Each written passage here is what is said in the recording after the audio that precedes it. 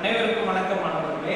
கடந்த வகுப்பிலே தமிழ் கும்மி அப்படின்னா என்ன என்பதையும் நம்ம அதனுடைய ஆசிரியர் பாவலரேறு பெருஞ்சித்தினார் அவர்களை பற்றியும் அவர்கள் எழுதிய நூல்களை பற்றியும் அவர் எவ்வாறான தமிழ் உணர்வும் தமிழ் பற்றும் கொண்டவர்கள் என்பதை பற்றியும் நாம் பார்த்தோம். இந்த வகுப்பிலே அந்த பாடல்கள் அந்த பாடலை எப்படி, அதாவது ஒரு கும்மி பாடலை எப்படி பாடுவது என்றும் அதை எப்படி ஆடுவது என்றும் பிறகு அதனுடைய பொருளையும் நாம் பார்க்க போகிறோம். மாணவர்களே, பாடலுக்கு செல்லலாம். கொட்டுங்கடி கும்மி கொட்டுங்கடி இளங்கோதையரே கும்மி கொட்டுங்கடி, கொட்டுங்கடி கும்மி கொட்டுங்கடி இளங்கோதையரே கும்மி கொட்டுங்கடி, நீலம் எட்டு திசையிலும் செந்தமிழின் புகழ் எட்டிடவே கும்மி கொட்டுங்கடி, ஊழி பல நூறு கண்டதுவாம் அறிவு கூற்றெனும் நூற்பால கொண்டதுவாம், ஊழி பல நூறு கண்டதுவாம் அறிவு கூற்றெனும் நூற்பால கொண்டதுவாம், பெரும் அழிப்பெருக்கிற்கும் காலத்திற்கும் முற்றும் அழியாமலே நிலை நின்றதுவாம், பெரும் அழிப்பெருக்கிற்கும் காலத்திற்கும் முற்றும் அழியாமலே நிலை நின்றதுவாம், கொட்டுங்கடி கும்மி கொட்டுங்கடி இளங்கோதையரே கும்மி கொட்டுங்கடி, நீலம் எட்டு திசையிலும் செந்தமிழின் புகழ் எட்டிடவே கும்மி கொட்டுங்கடி, பொய்யகற்றும் உள்ள கூட்டருக்கும் அன்பு பூண்டவரை இன்ப பாட்டிருக்கும், பொய்யகற்றும் உள்ள கூட்டருக்கும் அன்பு பூண்டவரை இன்ப பாட்டிருக்கும், உயிர்மை புகட்டும் அறமென்மை கிட்டும் இந்த மேதி நீ வாழ்வழி கட்டிருக்கும், பொய்யகற்றும் உள்ள கூட்டருக்கும் அன்பு பூண்டவரை இன்ப பாட்டிருக்கும், உயிர்மை புகட்டும் அறம் என்ன கிட்டும் இந்த மேதி நீ வாழ்வழி காட்டியிருக்கும், கொட்டுங்கடி கும்மி கொட்டுங்கடி இளங்கோதையரே கும்மி கொட்டுங்கடி, நீலம் எட்டு திசையிலும் செந்தமிழ் புகழ் எட்டிடவே கும்மி கொட்டுங்கடி என்கின்ற அருமையான கும்மி பாடலை எழுதியிருக்கிறார் பாவலரேறு பெருஞ்சித்தினார்.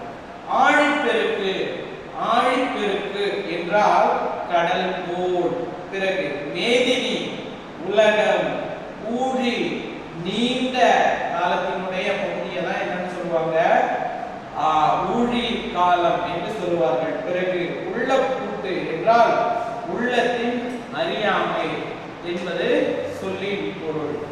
இளம்பெண்களே தமிழின் புகழ் எட்டு திசையிலும் பரவிடும் வகையில் கைகளை கொட்டி கும்மி அடிக்கும், பாடலையே கும்மி கொட்டோம். இந்த பாடலுக்கு நம்ம எப்படி பண்ணணும் அப்படின்னா, அனைத்து பெண்களும் ஆண்களும் அனைவருமே முழுமையாக ஒரு வட்டமாக சுற்றி நின்று கும்மி தட்ட வேண்டும். பல நூறு ஆண்டுகளை கண்டது தமிழ், அறிவு ஊற்றாகிய நூல்கள் பலவற்றை கொண்ட மொழி. அதாவது தமிழ்ல ஒரு பழமொழி இருக்கிறது, கல் தோன்றி மண் தோன்றி கல் தோன்றி காலத்தே முன் தோன்றிய நின்ற மூத்த மொழி என்று. அதாவது கல்லும் மண்ணும் தோன்றுவதற்கு முன்பே தமிழ் மொழியானது தோன்றியிருக்கிறது. பிறகு அறிவு ஊற்றாகிய பல நூல்கள் நம்முடைய தமிழ் மொழியிலே காணப்படுகிறது. பெரும் கடல் சீற்றங்கள் கால மாற்றங்கள் ஆகிய எவற்றாலும் அறியாமல் நிலைத்திருக்கும் மொழி. இன்றைக்கு இந்த கோயம்புத்தூர் என்பது 50 ஆண்டுகளுக்கு முன்னாடி இப்படி கிடையாது. இந்த தமிழ்நாடு என்பது இப்படி கிடையாது. எத்தனையோ கால பருவநிலை மாற்றங்கள், சுனாமி, எத்தனையோ இயற்கை பேரிடர்கள், மாற்றங்கள் எல்லாம் வந்திருக்கிறது. ஆனால் நம் தமிழ் மொழியானது இன்றுக்கும் கூட அழியாமல் நிலைத்திருப்பது ஒரு பெருமையான விஷயமாக இருக்கிறது. பிறகு தமிழ் பொய்மை அகற்றும் மொழி. பொய்மை மெய்மை. பொய்மை என்பது அதாவது பொய் பேசுதல், இதுவாக போன்ற தவறான ஒரு செயல்களை இல்லை நிகழவே இல்லாத செயல்களை பொய்யாக ஒன்று இருப்பது, அதை அகற்றுவதுதான் தமிழ் மொழி. எந்த நூல்ல வேணா எடுத்துக்கங்க, எப்போதுமே பொய் பேசு, உண்மை பேசாதே போன்று யாராவது சொல்லி இருக்கிறாங்களே, கிடையவே கிடையாது. எந்த நூல்களாக வேணா எடுக்கிறார், எப்படிப்பட்ட அறநெறி கருத்துக்களை கொடுத்திருக்கிறாங்க அப்படிங்கிறத நீங்க முக்கியமாக கண்காணிக்க வேண்டும். பிறகு அது மனத்தின் அறியாமையை நீக்கும் மொழி.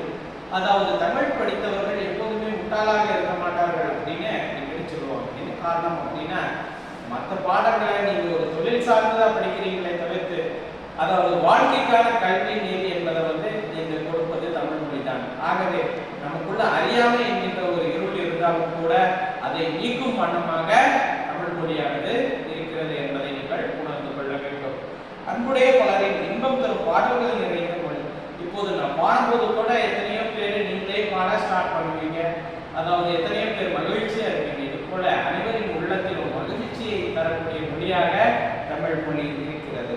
உயிர் போன்ற உண்மையை ஊட்டும் மொழி, உயர்ந்த அறத்தை தரும் மொழி, இந்த உலகம் சிறந்து வாழ்வதற்கான வழிகளை காட்டுகின்ற மொழி நம்முடைய தமிழ் மொழி. இந்த உலகமே சிறப்பாக வியந்து பாராட்டத்தக்க வேண்டிய அளவு இருக்கக்கூடிய மொழியும் நம்முடைய தமிழ் மொழி தான். ஆகவே இப்பேற்பட்ட ஒரு தமிழ் மொழியை நம்ம அனைவருமே போற்று என்ன பண்ணணும், கும்மி ஆட்டம் ஆட வேண்டும் என்பதே அதுதான் பாவலரேறு கூறியிருக்கிறார். நன்றி மாணவர்களே, அடுத்த வகுப்பில் சந்திக்கலாம்.